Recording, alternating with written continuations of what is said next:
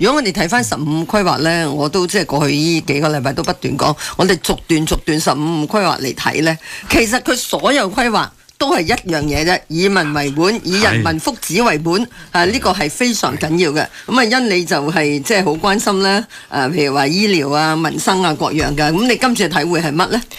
聽阿 May 姐講已經知佢好熟悉咗我哋嘅學習嘅內容，以人民至上。我諗呢個你頭先講得非常之好嘅就係，因為其實我哋而家各位議員咧都有唔同嘅背景嘅，其實大家都喺自己專業上面咧都係非常出色。咁但係可能部分咧，可能之前未試過係話，可能有地區辦事處。究竟點樣去落地啊？俾人落地感受到我哋做嘢嘅溫度，同埋立法會議員嗰個重要性。咁我諗呢次學習，頭先佢哋兩個都講咗好多啦。我自己都覺得喺落地去點樣做。我哋講成日都人民至上，以人民為先，究竟點樣呢？咁樣咁今次好似頭先阿振英所講啦，我哋唔止係學嘅，我哋實質去睇埋，仲有嗰啲。我覺得自己好深刻，亦都好多領悟咧，就係佢舉咗好多啲真實嘅例子。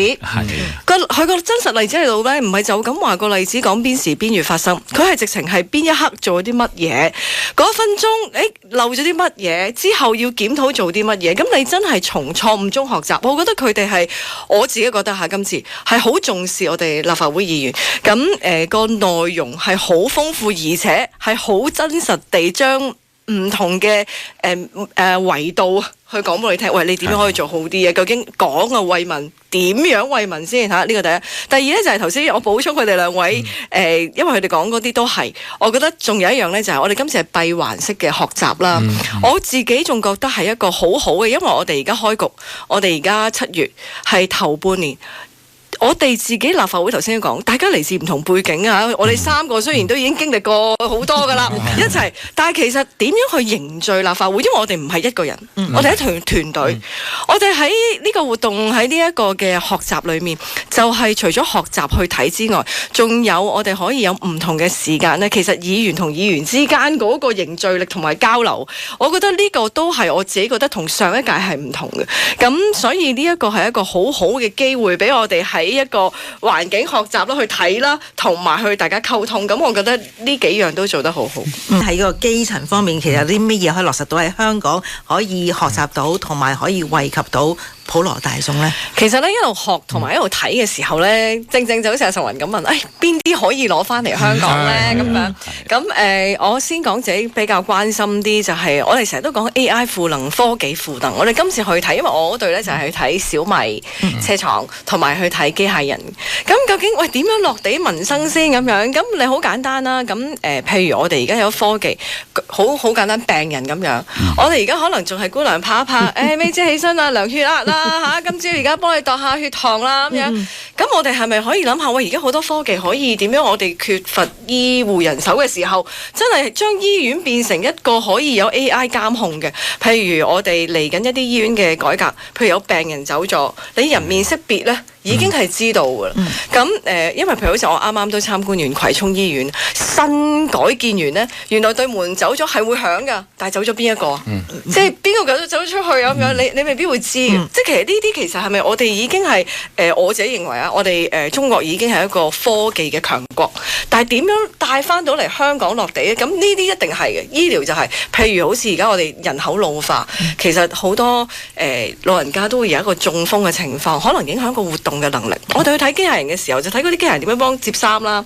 我諗其實喺香港都會睇好多嘅，但係點樣將佢帶到入屋企？係真係幫到佢，起碼減輕照顧者個壓力。其實而家好多係照顧者係好大嘅精神壓力喺度嘅。咁點樣去令到呢樣嘢普及化？我覺得呢個係絕對值得去諗嘅。而且而家我哋好多國產嘅科技呢，個價錢，因為我睇到嘅機械人同車啊，都係非常之咁。我覺得，咦，我哋採購方面啊，譬如有陣時政府啊，或者一啲法定嘅機構，就可能醫管局咁，佢哋採購有一定嘅程序。咁但係喂，內地嗰啲其實可能都有好高嘅水平，我哋可以去。另一個呢，就係點樣去防風險發生。呢個我覺得係可以令到我哋學習嘅時候，我哋坐喺度好多唔同風險嘅事故，原來好多盲點位我哋睇漏。而家我哋日日都面對啦，大家都見到浩鼎早兩日喺屯門爆水渠，爆水管。喂，嗱一啲未知嘅危險，我哋點樣做？一爆可以點樣去動員最多嘅人？點樣最快調動水車？又或者未爆之前點樣用 AI 去睇個地底下面邊啲有問題？你呢啲全部咧都係好貼身嘅，即係好影響民生大事。咁防風險嗰度，佢亦都係攞咗啲例子啊！喂，點樣睇唔到一啲嘅盲點？你動員人嘅時候，有人打電話嚟報料嘅時候，喂，你唔可以，我哋個目標係點樣？點樣要順其有波，順其冇？又或者點樣十防九空，我哋都唔能夠有，即係唔能夠要保，即係一定要保障到唔好有失。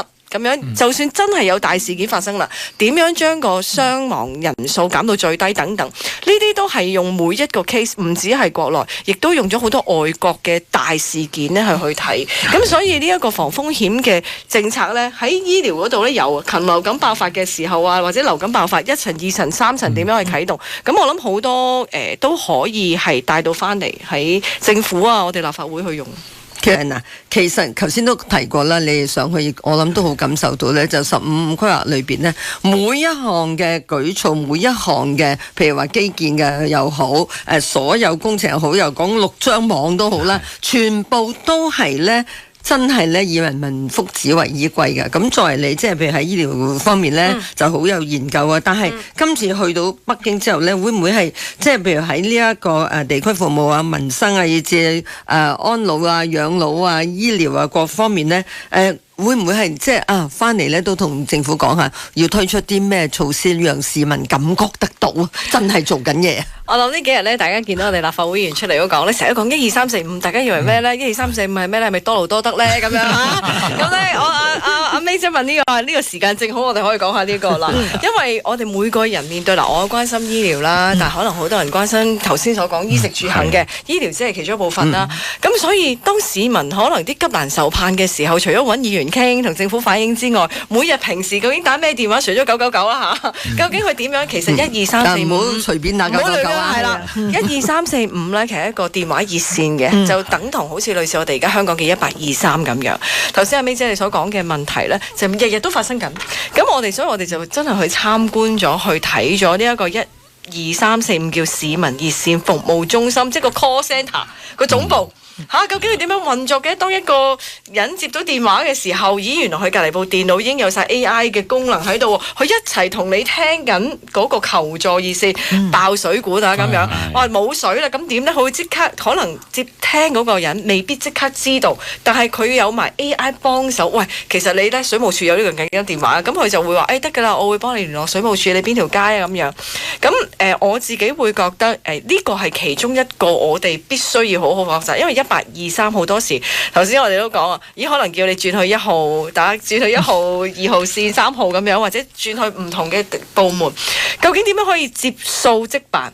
由一個接到呢一個投訴或者投訴，即刻做嘢，同埋跟到底係咪？跟到底點樣去跟到底？因為我哋市民個角度咧，我揾你哋，你唔好同我講呢個食環署嘅，跟住咧嗰件事走咗入個公園就係康文署嘅，跟住其實喺市民眼中係一個政府，所以呢一個亦都係接到投訴即刻去辦到底係點樣做咧？呢一個亦都係有一個好好嘅服務嘅背景，就係咩咧？其實市民就係我哋執政嘅最基本嘅力量。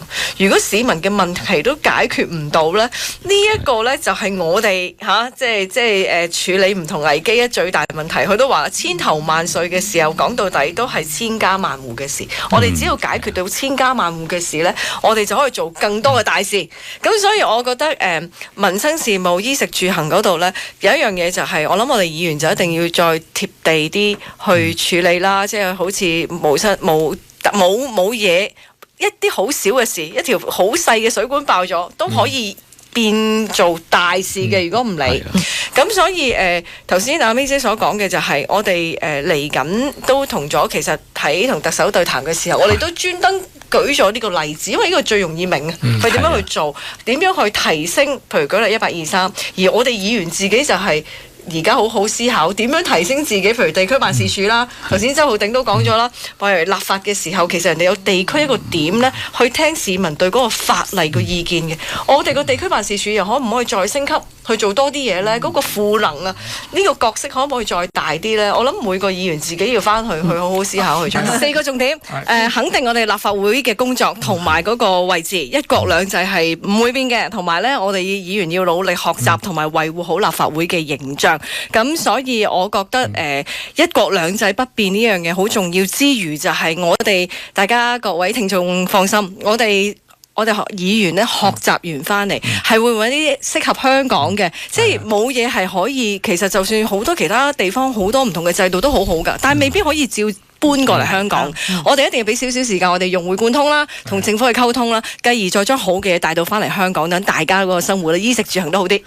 因為其實嗱，你前幾日咧都同即係行政長官啦，有一個咧就係交流對談啦，你覺得咧呢種方式咧，對於咧行政立法關係更進一步嚟到即係加強合作咧，為香港市民服務咧，有啲咩好處？呢個好處就係將心裏面好多嘅心底話啦，就可以講出嚟啦。因為亦都有冇一啲好大嘅規範喺度。我覺得議員同特首之間可以暢所欲言，同埋最重要就係特首都肯抽時間嚟。其實除咗特首之外，仲有司長都喺度聽到嘅。咁大家喺唔同嘅場合增加多啲溝通渠道，呢樣永遠都係好嘅。